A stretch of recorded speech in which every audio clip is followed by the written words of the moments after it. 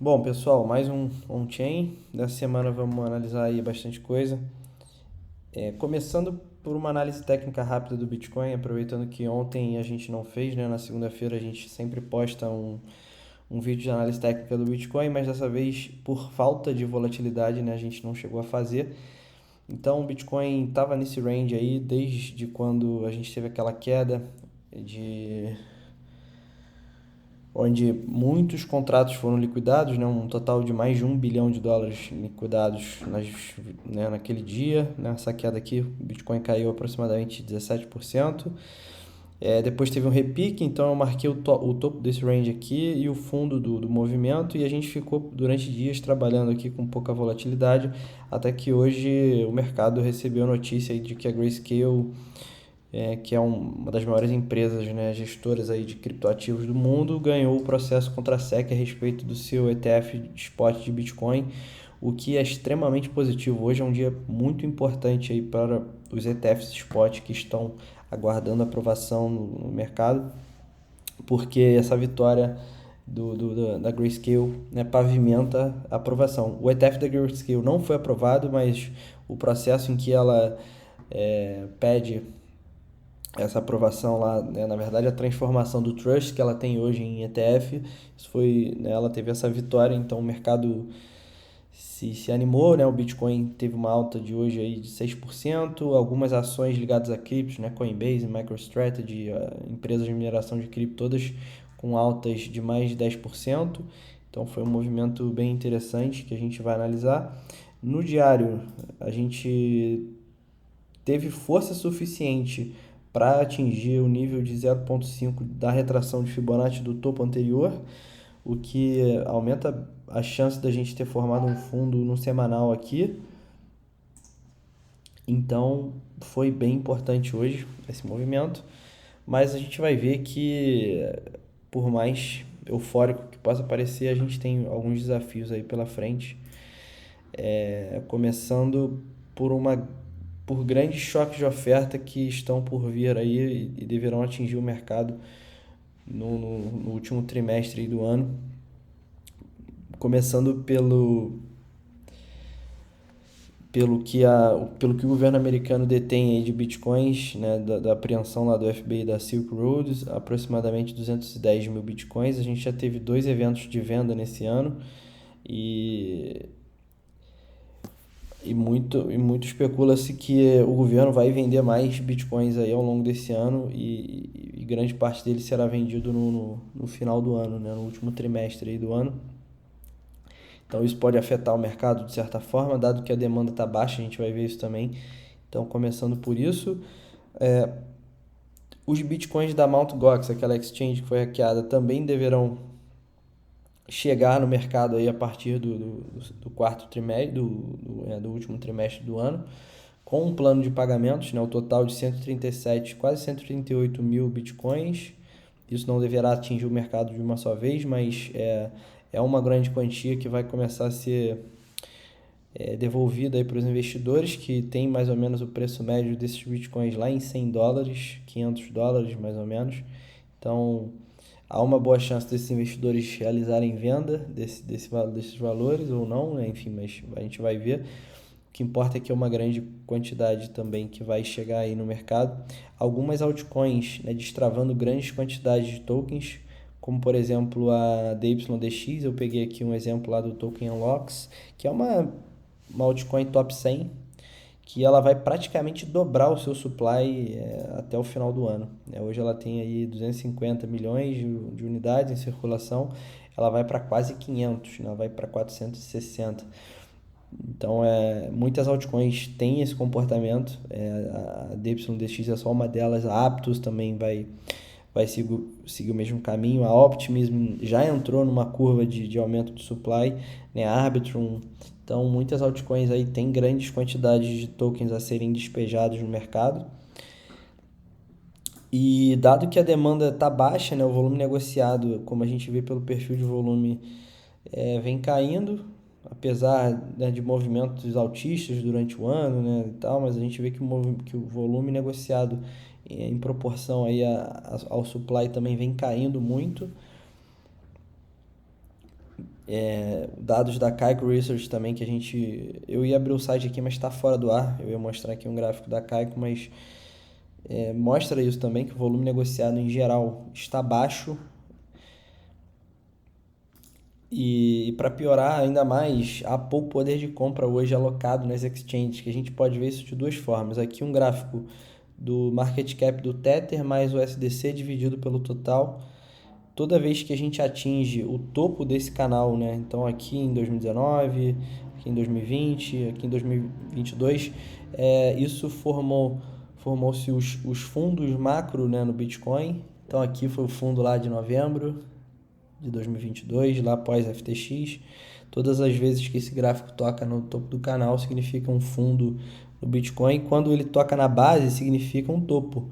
Então a gente teve aqui o topo de 2019, a gente teve aqui o topo do all-time high lá em 69 mil dólares.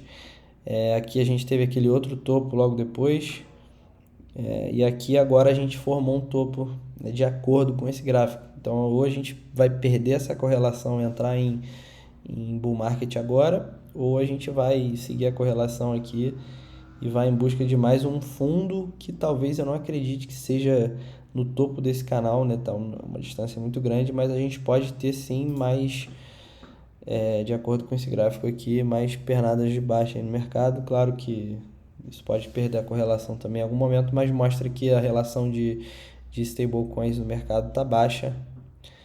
E outra forma de ver isso é pelo SSR, né, que é o Stablecoin Supply Ratio. A gente vê que desde 2022 esse Supply Ratio vem aumentando. Então, se valores mais altos nesse indicador indica que há pouco poder de compra, né, de stablecoins nas exchanges, ou seja, a relação entre o market cap do Bitcoin dividido pelo market cap das stablecoins, que é mais ou menos o que a gente viu no outro gráfico ali, mas aqui ele mostra só em relação ao Bitcoin.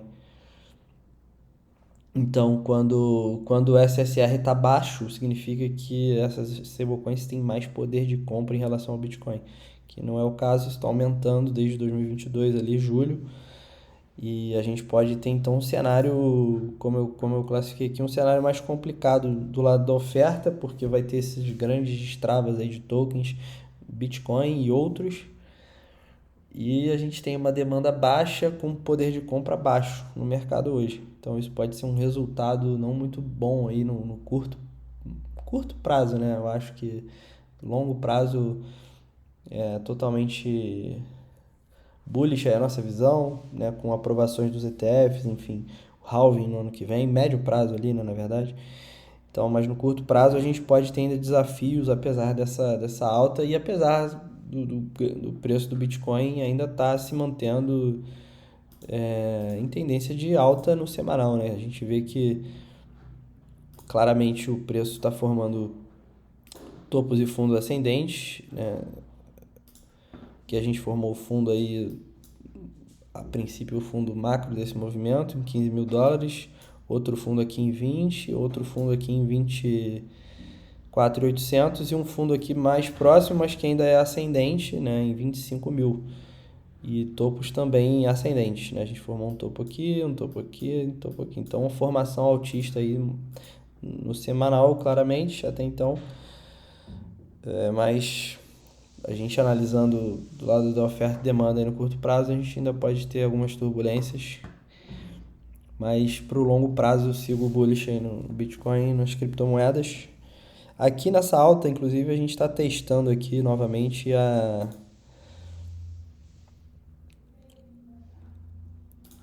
as médias de curto prazo, né? As médias de 21 períodos, de 20 simples e a de 12 períodos exponencial. É importante que a gente feche o semanal acima delas, para ainda faltou 5 dias, né, para fechar o semanal, bastante tempo, mas é importante que a gente feche acima para tentar alguma reação mais forte e retomar, né, a tendência de alta, senão esse repique vai sofrer bastante resistência aqui, ele pode ser devolvido, né? Até então a gente tem que aguardar. Mas no diário a gente já retomou a média móvel de 200 períodos, que é bem importante. Se a gente fechar acima aqui, essa média vermelha, é bom que a gente fecha acima, né? Raramente o Bitcoin fica abaixo dela. Na verdade, a média é semanal de 200 períodos, né? Se a gente pegar ao longo da história, o Bitcoin fica muito pouco tempo abaixo. Então, sempre que o Bitcoin fica abaixo dela, é um bom período para você acumular, né? Uma estratégia bem simples, mas que funciona. E para fechar aqui, algumas chains que eu estou observando que estão chamando muita atenção no momento pela alta geração de fees, né? A gente tem aqui pelo Crypto Fees, a Balancer, né? Nos últimos 7 dias aí se tornando a segunda maior chain em arrecadação. Eu acho que pelo exploit que teve lá, enfim, teve muita atividade na rede, as pessoas tentando sacar dos pools.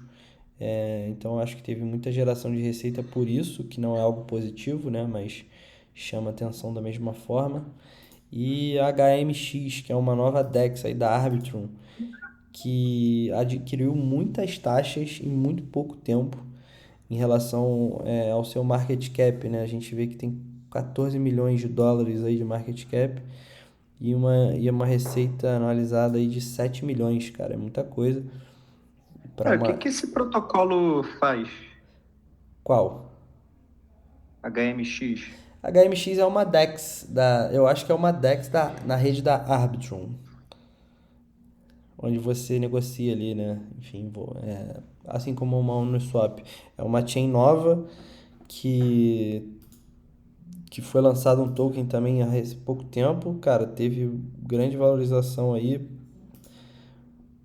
Quer ver? O HMX aqui na Uniswap, ó, em dólar.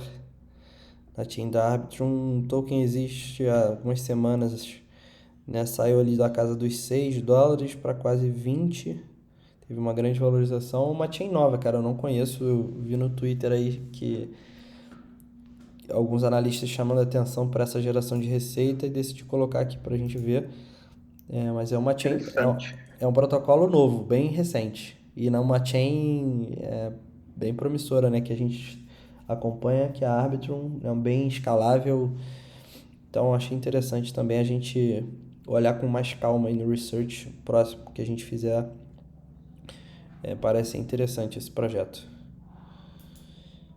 E para fechar, só análise de liquidação aí, que geralmente a gente faz, né? Quando o mercado tem uma movimentação mais forte. Hoje a gente teve liquidação de shorts, né? Claro, o mercado subiu, mas não foi algo muito fora do normal.